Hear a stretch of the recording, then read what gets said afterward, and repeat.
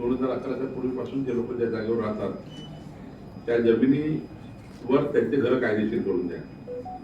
Supreme कोर्टाच्या निकालाप्रमाणे काही अटी शर्तीवर करावं लागणार आहे, पण त्याच्याबद्दलही शासन निर्णय करणार आहे. काही तक्रारी या मोठ्या प्रमाणावर विंड मिल बद्दल आहे. विंड मिलच्या लोकांनी काही शेतकऱ्याला फसवलं, त्याची काही युनिफॉर्म पॉलिसी नाही. विंड मिल लावण्यापासून तर ट्रान्समिशन करण्यापर्यंत त्याकरता एक युनिफॉर्म पॉलिसी आमच्या इथल्या आरडीसीने आणि कलेक्टरने तयार केली आहे. ती पॉलिसी गव्हर्नमेंटकडे पाठवली आहे. मी इथून गेल्या माननीय मुख्यमंत्र्यांनी चर्चा करून जशी ट्रान्समिशन करता लाईन करता युनिफॉर्म पॉलिसी आहे तशी विंड मिल करता एक पॉलिसी असली पाहिजे. विंड मिलला जी जागा आपण देतो, जी खरेदी खतात देतो त्याबद्दलची काय पॉलिसी, जी भुई भाड्यात देतो त्याच्याबद्दल काय पॉलिसी, किंवा जी ट्रान्समिशन लाईनच्या खाली रेंटवर देतो त्याची काय पॉलिसी असली पाहिजे, यावर सविस्तर चर्चा करून या महिन्यात ती पॉलिसी आली पाहिजे याबद्दलही चर्चा झाली. स्टोन क्रेशर असणारे लोक काही मला त्या ठिकाणी निवेदन दिलं. त्यांनी मला आग्रह धरला की या जिल्ह्यामध्ये 100 तरी आम्ही एमसॅट जी आहे कृत्रिम वाळू तयार करण्याचे क्रेशर आम्ही या ठिकाणी करायला तयार आहे. चांगली बाब आहे. धाराशिवमध्ये किमान 100 कृत्रिम वाळूचे क्रेशर जर लागले तर मोठ्या प्रमाणावर पुढच्या काळातले आम्ही जेवढे शासकीय बांधकाम आहेत ते सर्व शासकीय बांधकाम हे पुढच्या काळामध्ये आपण एमसॅटवर शिफ्ट करणार आहे. नैसर्गिक वाळू कमी करून एमसॅट कृत्रिम वाळूवर आपण सर्व बांधकाम, शासकीय बांधकाम, खाजगी बांधकाम हे कंपल्सरी एमसॅटवर आणणार आहे. त्यामुळे हा मोठा पर्याय नैसर्गिक वाळूचा आहे. त्याच्यावरही तरी 100 सॅन्ड क्रेशर धाराशिवला स्पेशल दिले पाहिजे, त्याबद्दलही शासन हा निर्णय घेणार आहे. शासकीय जमिनीवरचे 2011 पूर्वीचे अतिक्रमण हे कायदेशीर करणे, सर्वांसाठी घरे योजनेमध्ये आपण घर नियमाकुल करणे, वर्ग 2 ते वर्ग 1 च्या जमिनीबद्दलचे निर्णय घेणे, जमिनी फ्री होल्ड करून देणे, 8-4 आणि 3-4 वाढू धोरणावरची उत्कृष्ट अंमलबजावणी करणे.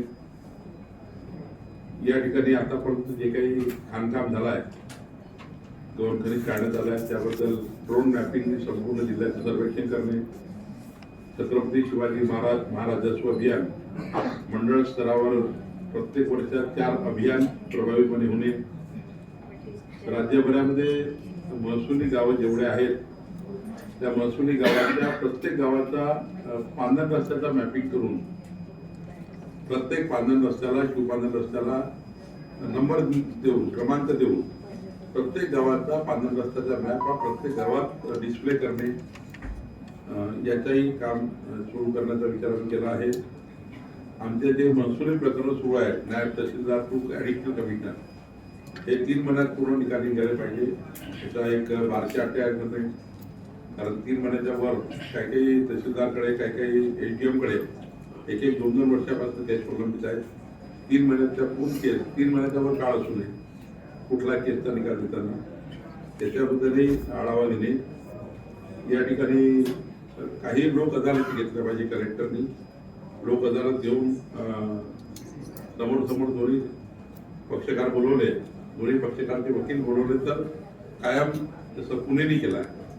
पुणेने 30,000 केसेस लोक अदालतीमध्ये घेतल्या, त्यातल्या 11,000 केसेस त्यांनी लोक अदालतीमध्ये पूर्ण केले. तसे लोक अदालत मग धाराशिवमध्ये होणे. लोकशाही दिवस साधारण बंद पडलेले आहेत. तहसीलदारने किमान महिन्याचा 1 दिवस लोकशाही दिवस ठेवावा आणि कलेक्टरनी सर्व एजीएमनी ठेवावा आणि किमान कलेक्टरनी आठवड्यात 1 दिवस एखाद गावात, एजीएमनी आठवड्यात 2 गावात, तहसीलदारनी आठवड्यात 2 गावात 2-2.5 तासाचा प्रवास करून त्या गावात संवाद आणि लोकाभिमुख सरकारचं प्रदर्शन करावं की लोकांना जे समस्या आहे तहसीलदार जर गावात जाऊन सोडत असतील आपला टीम घेऊन, एजीएम सोडत असतील तर महसूल मंत्र्याकडे 3.5चे निवेदन येणार नाही पुढच्या वेळी. याचाही आम्ही प्लान तयार करू. म्हणजे आज जे निवेदन आले आहेत ते निवेदन महसूल मंत्र्यांना छोटे छोटे निवेदन येणं ही काही चांगल्या प्रशासनाची बाब नाही. लोकाभिमुख प्रशासन जर पाहिजे असेल तर आमच्या मुख्यमंत्री देवेंद्र फडणवीसजींनी जे आमचं सरकार आहे ते पारदर्शी, गतिमान आणि लोकाभिमुख असा जर आम्ही आवाहन केला आहे किंवा सरकारची भूमिका ठरवली आहे तर या भूमिकेप्रमाणे सरकार चाललं पाहिजे. याकरता लोकाभिमुख व्हायचं असेल तर सर्व महसूल अधिकाऱ्यांनी गावागावामध्ये जाऊन त्या ठिकाणी काही आयडियाने विदर्भात सुरू केलेला आहे. गावात जातात, 2 तास जनतेशी संवाद करतात, त्यांचे प्रश्न तिकडेच निपटारा करतात. छोटे छोटे सातबाराचे प्रश्न आहेत, जिवंत सातबारा मोहीम आहे. जिवंत सातबारा मोहीममध्ये मृत पावलेल्या लोकांचे नाव कमी करणे, नाल्यावरचे अतिक्रमण काढणे, पांढर रस्त्यावरचे अतिक्रमण काढणे असे मोठ्या प्रमाणावर त्या ठिकाणी आम्ही काम करतोय. या दौऱ्यामध्ये साधारण मी विचार करतोय की शर्त भंग काही झाले असतील सरकारी जमिनीचे, ते शर्त भंग नियमाकूल करणे. ॲग्री टॅग आमचा जो अभियान आहे यानंतर केंद्र सरकार, राज्य सरकारच्या संपूर्ण योजना ज्या आहेत त्या ॲग्री टॅग नोंदणी असलेल्या शेतकऱ्यांना ऑनलाईन मिळणार. त्यामुळे धाराशिवमधला मला वाटतं किती टक्के झाला असा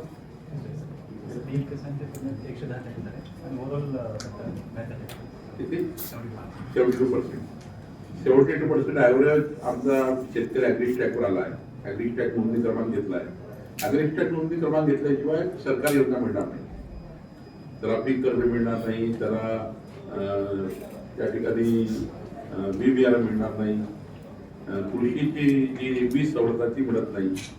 100% हा आकडा अजून 27% कमी आहे, थोडा मागे आहे. इथे आपल्याला PM किसानच्या आधारावर आपल्याला हे करता येणार नाही. तर 100% शेतकरी ॲग्री टॅगवर आला पाहिजे. याकरताची मोहीम महसूल, ग्रामविकास आणि कृषी खात्याने करायची आहे. त्याचाही आढावा मी घेणार आहे. मोठ्या प्रमाणावर विचार केला तर जेव्हा मला निवेदन बघितले तर आम्ही जे संजय गांधीचा DBT केला आहे. आधी संजय गांधीचा योजना असा होता की राज्य सरकार, केंद्र सरकारचा पैसा कलेक्टरकडे, तिजोरीमध्ये, मग तहसीलदारकडे, मग लोकांना वाटप व्हायचा. पण आता माननीय मुख्यमंत्र्यांनी निर्णय घेतला की जसं लाडक्या बहिणीचा हप्ता डायरेक्ट त्यांच्या अकाउंटमध्ये जातो तर संजय गांधीचा अमाऊंट सुद्धा, विशेषतः अमाऊंट सुद्धा डायरेक्ट गेला पाहिजे त्यांच्या खात्यामध्ये. याकरता DBT आली. पण असे 20% जुने संजय गांधीचे लाभार्थी आहेत जे लाभ घेत होते, पण त्याचा DBT अशिक्षितपणामुळे न झाल्यामुळं त्याचा महिना येणं बंद झाला 6 महिन्यापासून. आता आम्ही निर्णय घेतोय की आमचे सारे तलाठी यादी घेऊन जातील प्रत्येक गावात आणि जो सुटलेला व्यक्ती आहे त्याचा DBT आमच्या तलाठी करून देईल. त्याच्यासाठी माझा दौरा आहे. 20% जे लाभार्थी थांबलेले आहेत 6 महिन्यापासून त्यांना पगार जात नाही, DBT झाला नाही किंवा DBT झाला आहे पण त्याच्या 2 अकाउंट आहेत किंवा दुसऱ्या बँकेत DBT झाला, त्या बँकेला आधार कार्ड जोडला गेला आणि तो दुसऱ्या बँकेत जातोय. त्या बँकेचे नावही त्यांना वाटून दाखवणार आहे. गावात जाऊन प्रत्येक तलाठी गावात दौरा करणार आणि तसा आम्ही निर्णय घेतोय.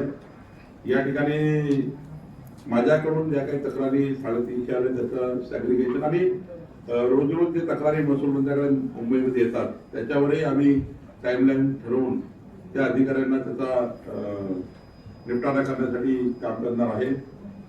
मी सांगितलं आधी की तालुकास्तरीय, जिल्हास्तरीय लोकशाही दिनाचं आयोजन करून त्या ठिकाणी हे जे तक्रारी महसूल मंत्र्याकडे आल्या, एवढ्याच तक्रारी कलेक्टरच्या लोकशाही दिवसात जर आल्या तर कलेक्टर सुद्धा याच्यावर निर्णय करू शकतील. त्याही एक टाइमलाईन कार्यक्रम ठेवा करणार आहे. एक पुढच्या काळामध्ये एक अभियान आम्ही आणतो आहे. राष्ट्रनेता माननीय प्रधानमंत्री नरेंद्र मोदीजी यांचा वाढदिवस 17 सप्टेंबरला आहे. त्या दिवसापासून राष्ट्रपिता महात्मा गांधी यांच्या जयंती दिवसापर्यंत एक मोठा मोहीम राज्यात महसुलीचा चालू होईल. त्या मोहीममध्ये जास्तीत जास्त काम आम्ही शेत पांढर रस्त्यावर करणार आहे. जास्तीत जास्त लोक आमचे शेतीचे रस्ते खुले करणे, शेत रस्त्याचे वाद संपवणे, शेत रस्त्यावर त्या ठिकाणी अदालत घेणे, तिकडे शेतामध्ये जाऊन शेतकऱ्यासमोरच त्या ठिकाणी शेतीची फोड करून देणे आणि तिकडे झाडं लावणे. आम्ही शेतीची बाउंड्री आता स्टोनवर नाही करणार.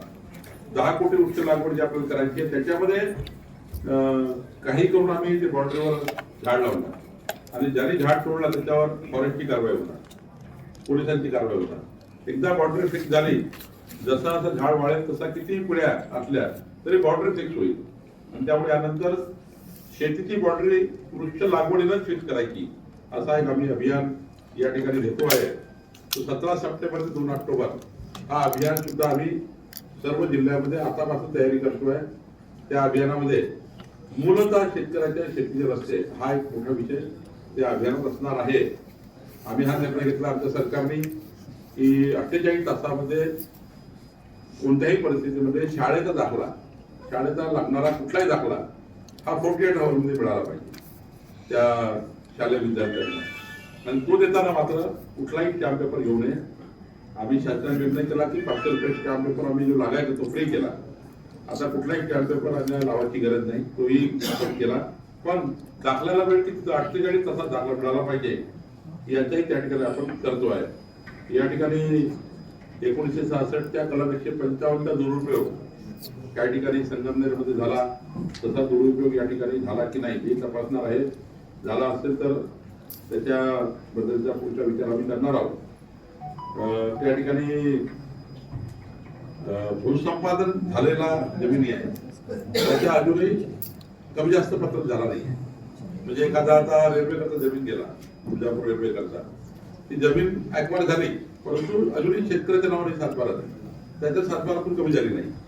असा मोठा धाराशिवमध्ये भाग आहे की जमीन संपादन वेगवेगळा प्रोजेक्ट करता झाला पण शेतकऱ्याच्या नावाने आहे जुनी जमीन.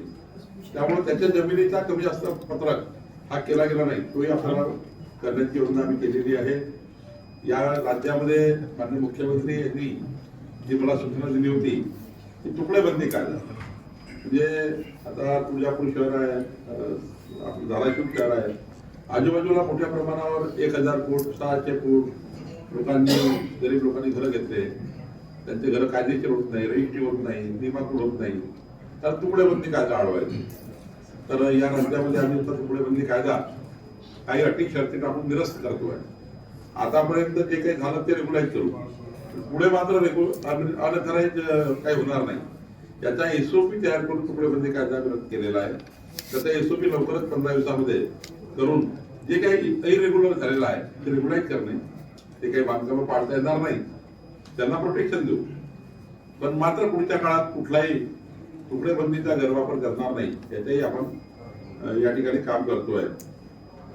पुढच्या काळामध्ये आमचे महसुली अधिकारी फेस ॲपवर येतील. जे तलाठी समजा त्यांच्या जे त्यांचं क्षेत्र आहे स्थानिक क्षेत्र तलाट्याचं, त्या स्थानिक क्षेत्रामध्ये जाऊनच त्यांना आपल्या मोबाईलवरच आपली हजेरी लावता येईल. फेस ॲपवर आल्याशिवाय त्याला प्रेझेंट सुट्टी आपल्याला लावता येणार नाही. तहसीलदारला सुद्धा त्यांच्या ऑफिसमध्ये आल्यावरच त्याला त्यांच्या मोबाईलचे जे फेस ॲपवर जी राहणार आहे त्याच्यावर प्रेझेंटी लावूनच काम चालू करता येईल. त्यांना आपल्याच मोबाईलवरनं ते फेस ॲप तुम्हाला त्यांचा बायोमेट्रिक राहणार नाही, पण फेस ॲपवर येऊन आता त्याला त्यांना आपल्या गावात जाऊन हजेरी लावावी लागेल. जिकडे त्याचा क्षेत्र असेल तिकडे जाऊन त्याला हजेरी लावावी लागेल आणि त्या दिवशी त्याचा अपसेटही समजण्यात येईल. असा फेस ॲप आता आमच्या महसूल खात्यामध्ये पहिल्यांदा महाराष्ट्रात आम्ही आणतोय. केंद्र सरकारने फ्रंटलाईन वर्करला कंपल्सरी केला आहे फेस ॲप, पण महाराष्ट्रामध्ये महसूल खाता आता हे स्वीकारत आहे आणि लवकरच एक 3 महिन्यामध्ये, कारण त्याचं थोडा प्रशिक्षण घ्यावं लागणार आहे फेस ॲप कसा यूज करायचा, त्याच्यावर आम्ही 3 महिन्यामध्ये फेस ॲपवर आम्ही सर्व तलाठी आणि संपूर्ण महसूल यंत्रणाही याच्यावर आणण्याचा प्रयत्न आहे.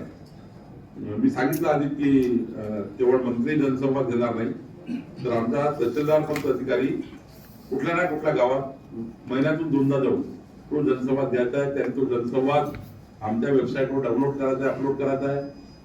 आमचा जो वेबसाईट आहे महसूलचा, एका तहसीलदार जर कुठल्या गावात गेले तिथे शेतकऱ्यांशी संवाद करताय, एक छोटासा रील तयार केला, छोटासा फोटो टाकला, तो त्यांना महसूलच्या वेबसाईटवर अपलोड करावा लागणार.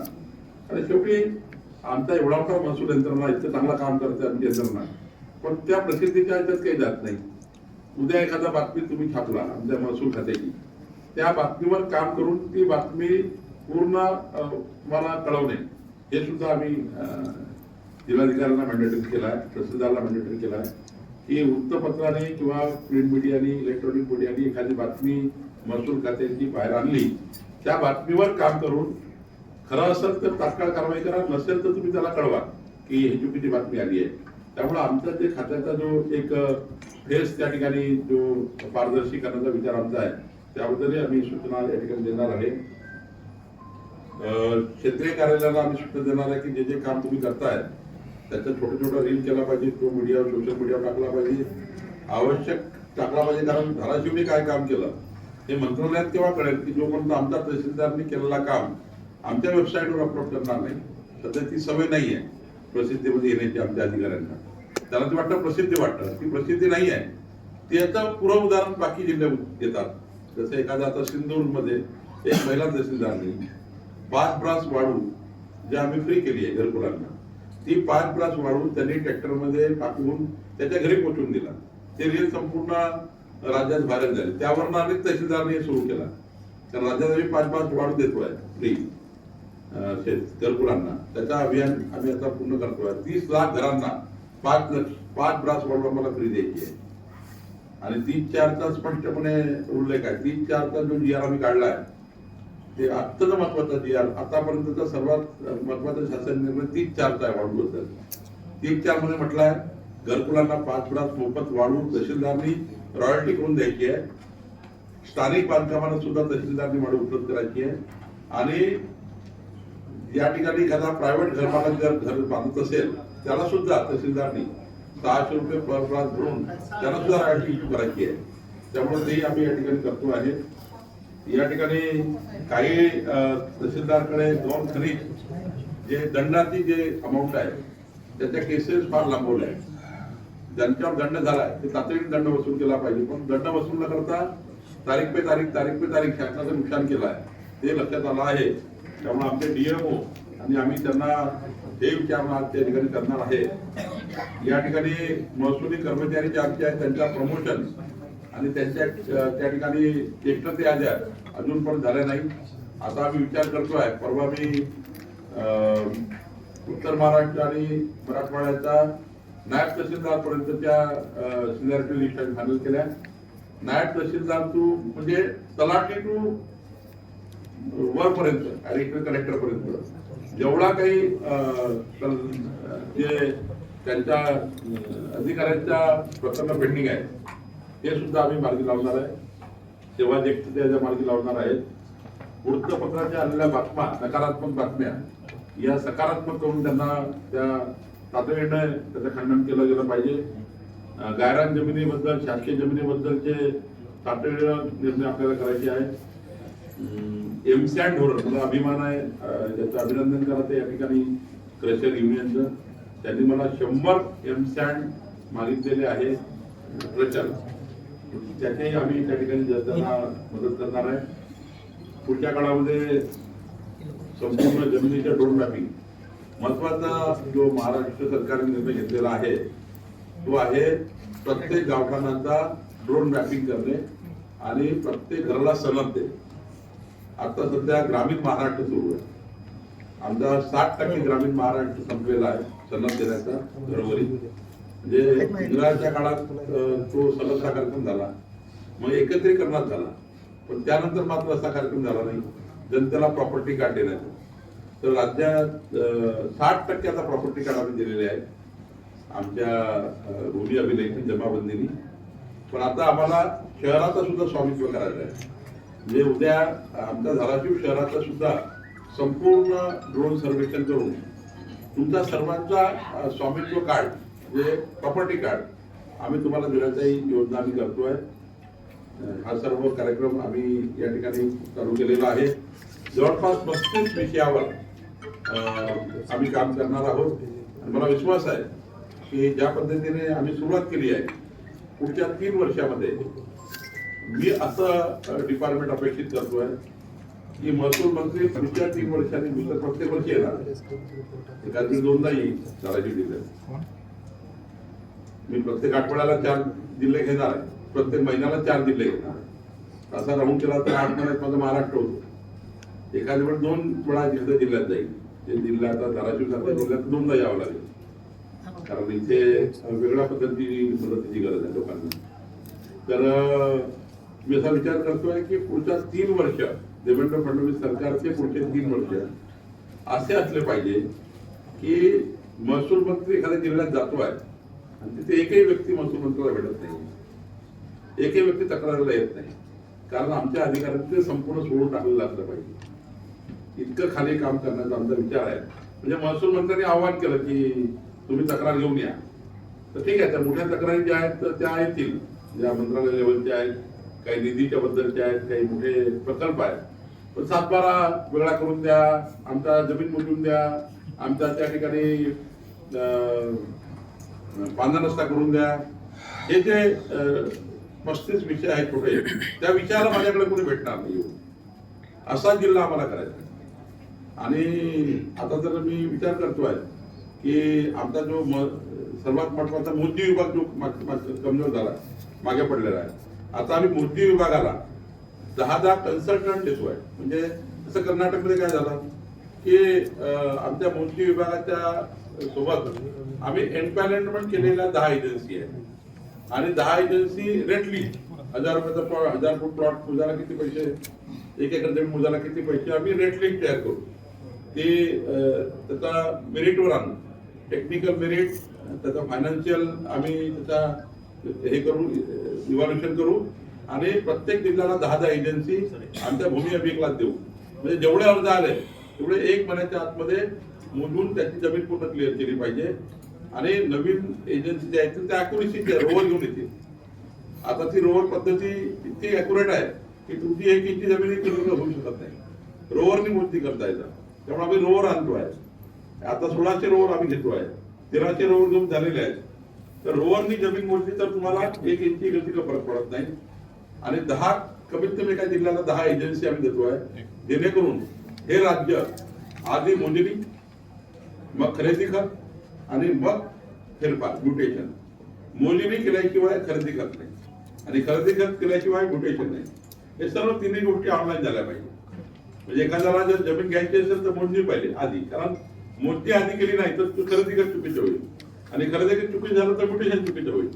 त्यामुळे हे जे महत्वाचा महसूल आहे याच्यामध्ये त्या चुका होतात, त्या वर्षभर 40 3 पिढ्या हायकोर्ट मध्ये भांडत असतात.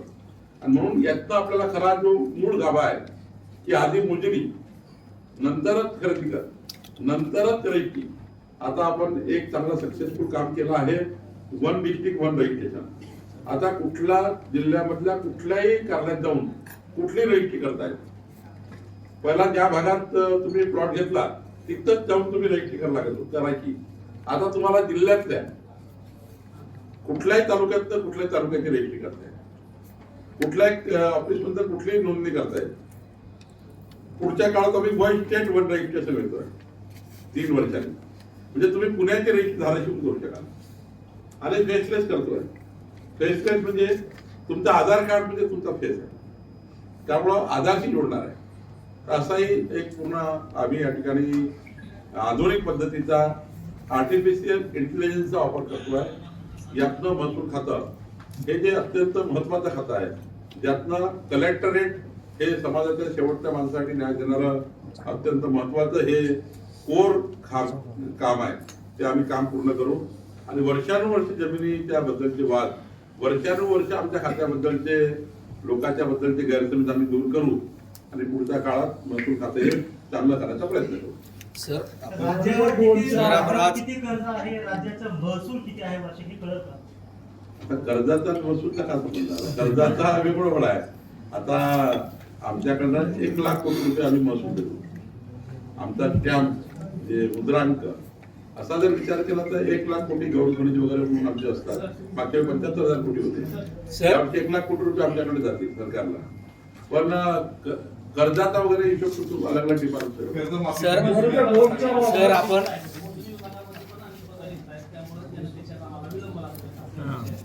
आपण त्याच्याकरता एक निर्णय करतो आहे, किती पदं भरले त्याचा आकृतीबद्ध फार छोटा आहे.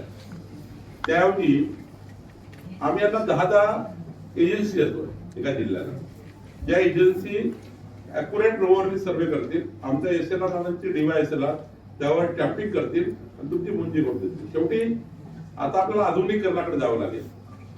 कर्नाटकमध्ये इतर राज्यामध्ये मोठ्या प्रमाणावर अशा एजन्सी आल्या ज्यांनी अॅक्युरेट मुंजी करून तुम्हाला, तुमच्याकडे जर 10 कन्सल्टंट असले तर ते तुमच्याकडे 10 अर्ज पेंडिंग आहे आमच्या मुंजी खात्याकडे, 10 अर्ज 10 लोकांना दिले, त्यांनी मुंजी करून आणली की यांनी त्या ठिकाणी त्याची अॅक्युरेसी चेक करायची आणि स्टॅम्प मारायचा आहे.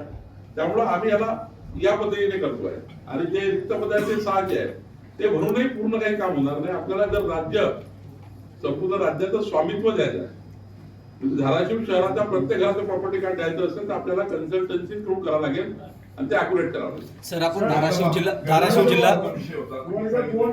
शेतकऱ्यांना कर्जमाफी दिली जाणार आहे, अधिकारी पण त्याचा फायदा घेतात.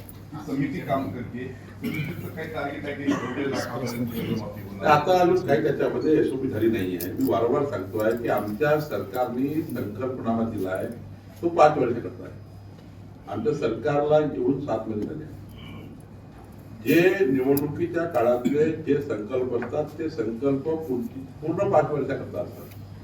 आम्ही जे जे विचार केलाय किंवा जो जनतेने शब्द दिलाय त्या काळात त्याचं सर्वेक्षण करणे, प्रत्येक शेतकऱ्याच्या सर्वेक्षणामध्ये ज्यांना शेतकऱ्यांना कर्जमाफीची गरज नाही ते आधीच सदन आहे, त्यांची कर्जमाफी करण्यापेक्षा जो सदन नाही आहे, जो आर्थिक दुर्बल आहे, जो अजूनही त्या ठिकाणी गरज आहे, त्यांना खरी कर्जमाफी झाली पाहिजे याकरता काम करतो. समिती तेच काम करते का? तसंच काम. त्यांचं आर्थिक उत्पन्न तपासते का?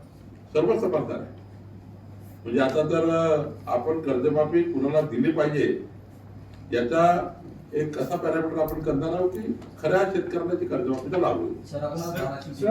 प्रश्न असा आहे सर, महाराष्ट्र सरकारने 3 वेळेस GR काढलेला आहे वर्ग 2च्या बाबतीत, परंतु अजूनही ते प्रश्न सुटले नाहीत ह्या जिल्ह्यातून. काही जमिनी मदत मास, खिदमत मास मध्ये, काही जमिनी इनाम जमिनी आहे. आता त्याचा एकंदरीत संपूर्ण एसओपी आम्ही तयार करतोय, जेणेकरून वारंवार GR काढणे हे जे आमचे ते तिथं सांगतोय की GRचा किंतु परंतु जंतू अर्थ काढून काही अधिकारी जाणीवपूर्वक त्या GRला फाडतात. त्याच्यासाठीच मी ही बैठक घेतोय की नेमकं का होत नाही, कुठल्या कारणाने अडलेलं आहे. मी तर कलेक्टरला परवाच्या कॉन्फरन्समध्ये आमच्या 2-3 तारखेला जी कॉन्फरन्स झाली ऑगस्टला नागपूरमध्ये, त्या कॉन्फरन्समध्ये प्रत्येक जिल्हाधिकाऱ्याला, मुख्यमंत्री आणि आम्ही सांगितलं की तुमच्या जिल्ह्यात तुम्हाला कसे GR करून पाहिजे आहेत. काय कधी एखादा GR तो नागपूरला लागू होतो, तो धाराशिवला लागू होत नाही. एखादा तो राज्य म्हणून GR काढतो, तो मुंबईत लागू होतो, पण तो लातूरमध्ये लागू होत नाही. मी जिल्हाधिकाऱ्याला सांगितलं की तुम्ही असे GR तयार करा जे तुम्हाला लागू होतील, तसा GR शासन करेल. पण हे प्रश्न सोडवा याकरता मी जे क्लास 2, क्लास 1 किंवा फ्री होल्ड करणार आहे ते यांचा GR काय पाहिजे यांना तसा करून देणार आहे. धाराशिव जिल्हा दौऱ्यावरती आपल्या जनता दरबाराला खूप चांगला प्रतिसाद मिळाला, पण आपण काही तक्रारीवरनं थोडी प्रशासनावरती नाराजी होती. काय कुठल्या नाही, प्रकारचे नाराजी एवढीच आहे की महसूल मंत्र्यांच्या एका आव्हानावर इतके लोक आले.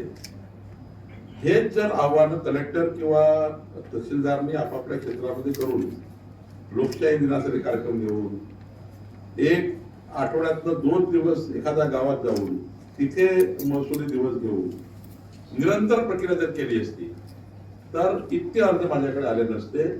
आता यानंतर मात्र पुढच्या दौऱ्यामध्ये इतके अर्ज एवढे याचा प्लॅनिंग या बैठकीत करणार आहे की महसुली अधिकाऱ्यांनी किमान आठवड्याचे 2 दिवस तरी 5 ते 7 सायंकाळी ठरवून गावात जाऊन त्याचा 3-4 महिन्याचा कार्यक्रम तयार करू. म्हणजे एखाद्या तहसीलदारनी 6 महिन्याचा आपला कार्यक्रम जाहीर करावा. या 6 महिन्यामध्ये त्यांच्या तहसीलमध्ये संपूर्ण गाव त्यांनी कव्हर करावं. म्हणजे गावात जाऊन पूर्ण जनतेचे काय काम पेंडिंग आहे, क्षेत्रस्थ कुठं पुढा करायचा आहे, एक दिवस एक गाव जरी तहसीलदारनी केला तर वर्षभरामध्ये संपूर्ण गाव पूर्ण होतील आणि संपूर्ण अभियान पूर्ण होईल. असा काही आम्ही चर्चा करू. आता त्यांचा काय भौगोलिक परिस्थिती आहे त्याच्या आधारावर निर्णय करू. पण माझा विचार आहे की जर तहसीलदार, प्रांत आणि कलेक्टरनी जर मनावर घेतला तर जे अर्ज मला आले आहेत त्यातला एकही अर्ज माझ्याकडे येणार नाही. इतके छोटे छोटे काम लोकांनी सांगितले. चेसिंग संदर्भात विषय आहे. इंजिनिअरिंगचे कॅप राऊंड चालू झाले. 24 जुलैला कॅप राऊंडचा पहिला राऊंड चालू झाला. आणि जुलैला ज्या परीक्षा घेतल्या सेकंड टर्मच्या तो निकाल लागला 29ला. 29 नंतर ज्या विद्यार्थ्यांनी भरले त्यांना या राऊंडमध्ये ग्राह्य धरलं नाही. ही पूर्ण राज्याची परिस्थिती आहे. त्यामुळे मी स्वतः एक पालक आहे म्हणून माझ्या निदर्शनात ती बाब आली आणि त्या संदर्भात सर आपल्याला एक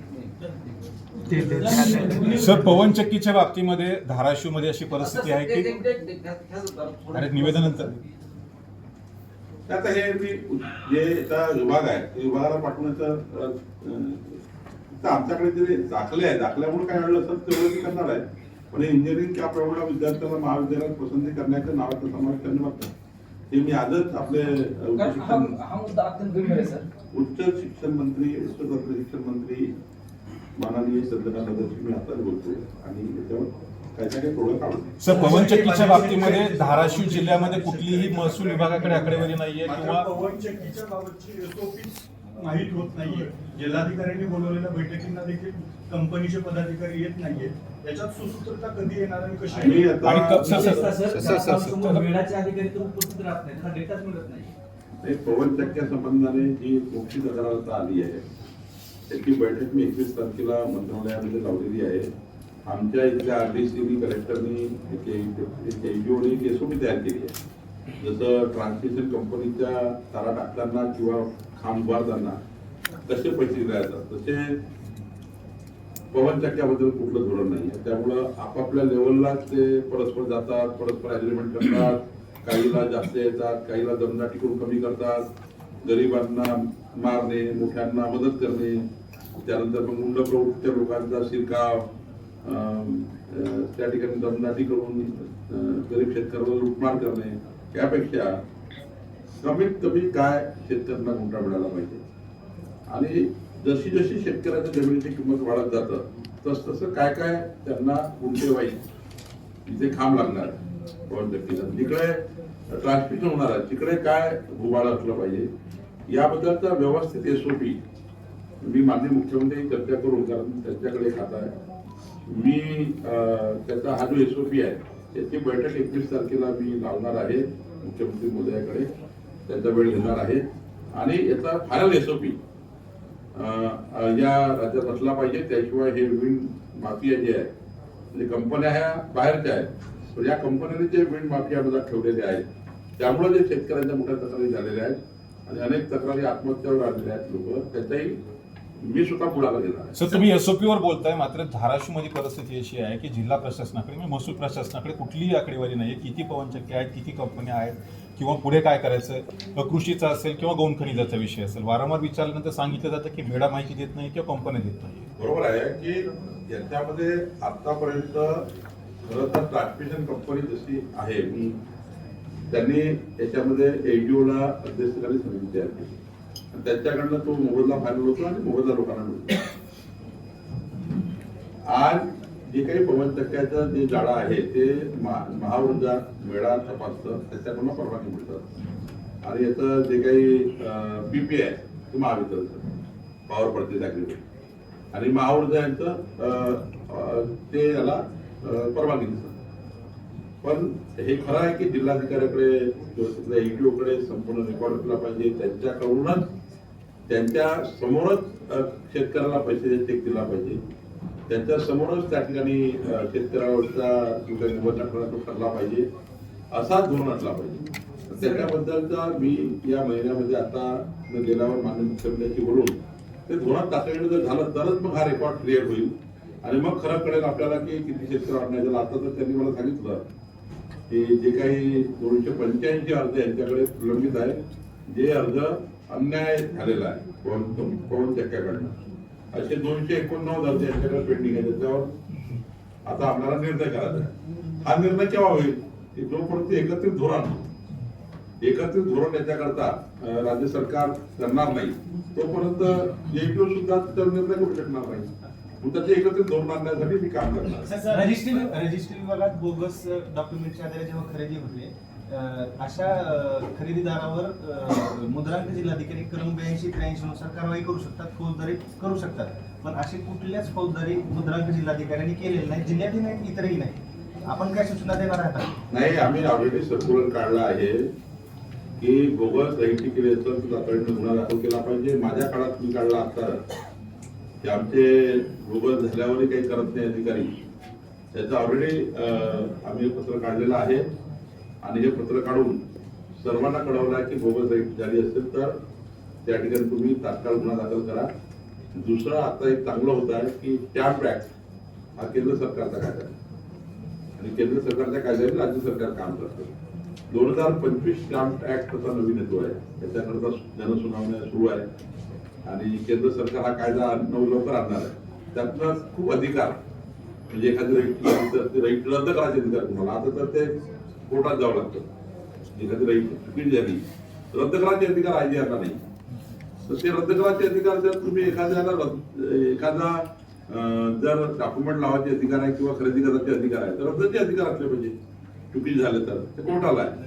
त्यामुळं आता स्टॅम्प ऍक्ट 2025 केंद्र सरकार करत आहे नवीन, त्यावर पुढे आपल्या नंतर बऱ्यापैकी अधिकार येतात. माहिती सरकारने शेतकऱ्यांना कर्जमाफी सोबतच शेतकऱ्यांच्या ज्या कृषी निविष्ठा आहे अवजारे वगैरे त्याच्यावरचं राज्य कर माफ करण्याचं एक आश्वासन दिलं होतं निवडणुकीच्या पूर्वी, त्याचं काय झालं? आता मी मोठा जाहीरनामा आहे, संकल्पनामा आहे, त्याच्यामध्ये आता 5 वर्ष पूर्ण वेळ आहे, त्या 5 वर्षात करू. सर ग्रामीण भागात एक विषय आहे ऑनलाईन रमी आणि बाकीच्या विषयामध्ये राज्य शक्तीपीठ महामार्गाला पर्यायी शेतकऱ्यांनी काही जमीन मागितली असं काही विचार देऊन शासनाचे आहे का काही तसे प्रयत्न त्या धर्तीवर चालू आहेत का? शक्तीपीठ महामार्गाबद्दल आज राज्याचे जवळपास 90% शेतकरी पॉझिटिव्ह आहे. त्यांना जो काही वेळ मिळणार आहे किंवा जे काही त्यांना खाजगी निगोशिएशननी काही व्यवहार होणार आहे, काही लार ऍक्टिव्ह होणार आहे, मला असं वाटतं की असा चांगला मोबदला मिळणार आहे त्यांना जे काही लार ऍक्ट किंवा खाजगी निगोशिएशननी, त्यातनं मला वाटतं शक्तीपीठ महामार्गाचं तपासणी लवकर होईल आणि त्याच्यात रस्ताही लवकर होईल. सर ऑनलाईन रमीच्या खरेदी केल्यानंतर तो फेरफारसाठी तलाट्याकडे येतो, पण तलाठी ते फेरफार न करता तसंच पेंडिंग ठेवतात आणि काही लाच घेतल्याशिवाय ती साहेब ऑनलाईन रमीच्या अनुषंगाने प्रश्न आहे सर. तसंच आहे, एकदा खरेदी झाल्याबरोबर 3 दिवसाच्या आतमध्ये 3 दिवसाच्या आतमध्ये डिरेक्टली तो खरेदी घ्यावा लागतो, सातबारा ऑनलाईन करावा घ्यावा लागतो. होत नाही म्हणून चालू आहे. साहेब ऑनलाईन रमीच्या बाबतीमध्ये एक प्रश्न आहे सर. ग्रामीण दिवसापूर्वी सस्ती अदालत आपण सुरू केली होती. धाराशिव जिल्ह्यामध्ये 8 तालुक्यामध्ये 400 पेक्षा अधिक तक्रारी आलेल्या आहेत सर. त्याच्यामध्ये फक्त अर्ज घेतले जातात, त्याच्या सुनावण्या नाहीत किंवा त्याच्यावरती सस्ती अदालत शेत रस्त्याच्या संदर्भात. तर आपण काही सूचना दिल्यात का किती दिवसात त्याचा मी निकाल आता लावायचा? तेच सांगतोय, अध्यक्षतेखाली माननीय मुख्यमंत्र्यांनी या अधिवेशनात पांढर रस्ते, शिव रस्ते, मामलेदार कोर्टातून झालेले रस्ते 143 रस्त्याबद्दल काय केलं पाहिजे याची समिती तयार केली आहे. काल त्याच्यामध्ये 8 आमदार त्या समितीमध्ये अधिकारी आहे. महिन्याभराच्या आतमध्ये साधारण या रस्त्याबद्दलची संपूर्ण क्लॅरिटी एसओपी येईल आणि त्यानुसार मग काम चालू. साहेब ऑनलाईन रमीच्या अनुषंगाने एक प्रश्न आहे सर. ग्रामीण भागामध्ये आपा जमीन शेतकऱ्यांच्या जाणार त्या संदर्भात जमिनीची कसा कसं आहे, हा मोबदला काही अलग अलग असतो. ज्या जिल्ह्यात ज्यांचे रेडी रेटणार असतील, ज्या गावात ज्यांचे रेडी रेटणार असतील, तिथले खरेदी कसं असते त्याच्या आधारावर तो त्या जिल्ह्यामध्ये सगळ्याचं होत आहे नंतर विचार शेवटी त्याला काय अडचण मध्ये मध्ये करायचं. इन्कमिंग गोऱ्या प्रमाणात सुरू आहे, मात्र ते इन्कमिंग होत असताना आपापसात वादळ सुद्धा निर्माण होते. आमच्याकडे इतकी जागा आहे किती लोकांना तर काही चिंता नाही. आमदार असताना अजित पवारांच्या त्यामुळे माहितीमध्ये काही वादळ होतं काही महायुतीमध्ये वाद नाही, काळजी करू नका. 15 वर्ष महायुतीचे सरकार राहणार आहे, तुम्ही साक्षी राहणार आहे. 15 वर्ष महायुतीचे सरकार राहील आणि 15 वर्ष आमची महायुती चांगल्या पद्धतीने काम करेल. कुठलाही वाद आमच्यामध्ये नाही, उलट चांगला संवाद आहे. देवेंद्र फडणवीसच्या नेतृत्वामध्ये अजितदादा एकनाथ शिंदेजी चांगलं काम करतात. धाराशिव जिल्ह्याला मंत्रिपद मिळणार आहे का नाही आपल्याला? हा जिल्ह्याला मंत्रिपद मिळणार आहे का नाही? मी तुमचा निरोप मुख्यमंत्र्याला कळवतो. साहेब ऑनलाईन रमीच्या अनुषंगाने एक प्रश्न आहे. राज्यामध्ये अनेक शेतकऱ्यांनी किंवा सामान्य तरुणांनी आत्महत्या केल्या, त्याच्यामध्ये लाखो रुपयांची फसवणूक झाली आहे. राज्य सरकार महसूल मिळतंय म्हणून त्याच्यावर बंदी आणत नाही असा विरोधकांचा आरोप आहे आणि शेजारच्या तेलंगणा राज्यामध्ये ज्याची जीपीएस सिस्टीम आहे तिथे तो बंदी घालण्यात आलेली आहे. तो स्टेट सब्जेक्ट लिस्ट आहे का सेंट्रल सब्जेक्ट लिस्ट आहे? ऑनलाईन रमीचं ऑनलाईन रमीचा विषय नाही त्याच्यामध्ये तर मक्कुगाला आता तर आपण कायदा केला. बंदीचं साहेब, बंदीमध्ये काय झालं की स्टेट सब्जेक्ट लिस्ट आहे आणि तो सेंट्रल सब्जेक्ट लिस्ट आहे असं सांगितलं जाते, परंतु तेलंगणा राज्यानं वेगळा कायदा आणलाय त्याच्यामध्ये. हे आपण नाही सेंट्रल तेलंगणा बंदी घालू शकते, महाराष्ट्र का घालू शकत नाही? नाही, महाराष्ट्राने आता त्याच्यामध्ये एक आता परवा जे अधिवेशनामध्ये काय मकोका लावण्याचा आपण ऑनलाईन लॉटरीमध्ये साहेब बंदीचा विषय मकोकाचा एमपीडीए आरोपी नाही ऍपवरती ऍपवरती बंदी घातली सर. त्याच्यामध्ये लाखो रुपयांचा महसूल राज्य सरकारला मिळतोय. तेलंगणा बंदी करू शकतं, राज्य करू शकत नाही असा विरोधकांचा आरोप आहे. केंद्र सरकारकडून काही तर माहिती मागवली असं सीएम साहेबांनी सांगितलं. केंद्र सरकारकडून काही तर माहिती मागवतो आपण नाही, हा सांगितलं. लॉटरीचा कायदा केंद्र सरकारचाच आहे, परंतु याच्यामध्ये तुम्ही जे म्हणता महसूल मिळतं ऑनलाईन मध्ये आणि ऍप मध्ये कधीच महसूल मिळत नाही.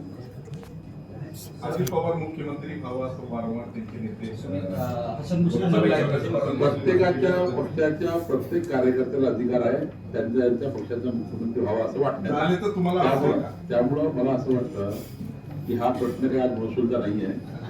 यावर काही तुम्हाला भाजप कार्यालयामध्ये नंतर तिथे मी बसणार तिला वेगळा तिथेच बोलता येईल. सर आज आपण जनता दरबार घेतला, त्याच्यामध्ये 350 ते 400 तक्रारी आल्यात. इथं कुठेतरी महसूल विभाग कोडमडतोय, म्हणजे काम करत नाही असं दिसून येतंय. यावरती आपण काय आदेश देता? म्हणजे लोकांची तक्रारी येतात परंतु त्याचं अर्जाचं निराकरण होत नाही कधीच. मी सांगितलं की आमचे महसूल अधिकारी आता पुढच्या दिवस घेतील, गावात प्रवास करतील. मी आज तीच योजना तयार करायला आलोय. तहसीलदारने किमान एकही प्रांताने कलेक्टरने स्वतः सर धाराशिवच्या तहसीलदार मॅडम यांचा जो एनएल लेआउटचा घोटाळा आहे त्याच्या तपासणीसाठी आपण ऍडिशनल कलेक्टर नांदेडचे नेमलेत. ते नांदेडमधून येतात आणि त्यांनी त्या ठिकाणी सर्व्हिस पण केलेली आहे. हा प्रकार म्हणजे त्यांच्या भ्रष्टाचाराला दाबण्यासाठी तर घडत नाही ना? मी आता माझी बैठक झाल्यावर तुम्हाला सोबत गोष्टीचा खुलासा होईल.